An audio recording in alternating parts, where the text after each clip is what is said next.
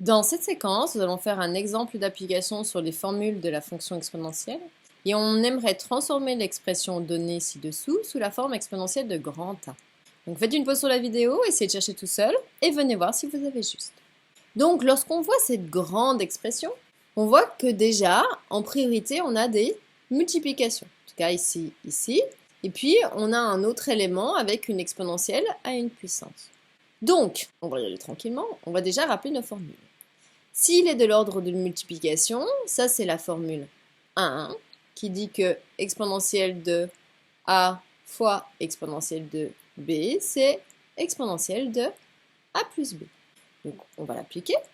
Ça veut dire que si je le fais déjà sur les deux premiers éléments, je vais me retrouver avec une exponentielle de la somme, donc c'est-à-dire 2 plus 3, multiplié par. Alors, maintenant, je vais aller voir l'autre. 1 sur exponentielle de 4, eh bien ça me fait penser à ma formule 3, qui est que 1 sur exponentielle de a, c'est exponentielle de moins a. Donc ici, je vais avoir exponentielle de moins 4. Et on va multiplier par, donc si je continue ici, j'ai une autre formule à appliquer. C'était la formule 2, qui était que exponentielle de a puissance b, c'est exponentielle de a fois b.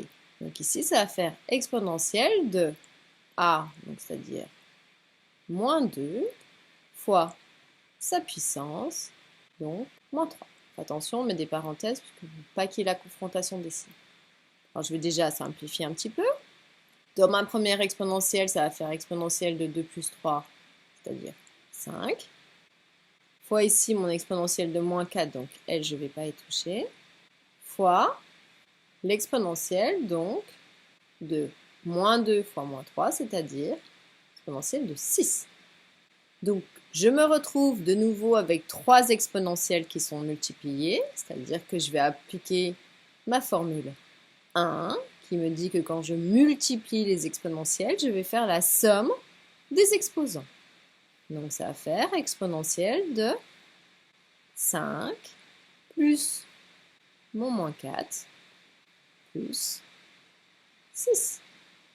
Et donc, lorsqu'on va simplifier ça, ça va faire exponentielle de, donc je fais la somme de ce qu'il y a dans l'exposant, donc 5 moins 4, 1, plus 6, 7. Et donc, j'ai bien répondu à ma question, j'ai bien tout regroupé sous une même exponentielle.